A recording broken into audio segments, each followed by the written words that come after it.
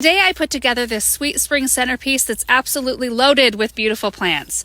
I started off with this lightweight wood trough. I lined it with a heavy-duty garbage bag to protect it for future use, then filled it with soil. I added this aged terracotta pot to the center to provide our ivy topiary with a little extra elevation.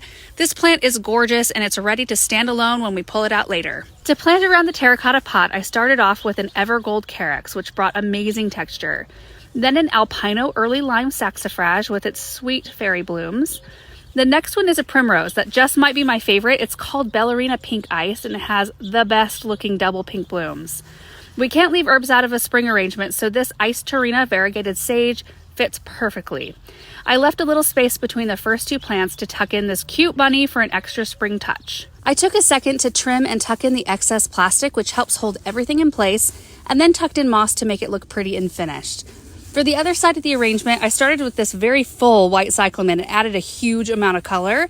Then another herb, this is a lemon variegated thyme.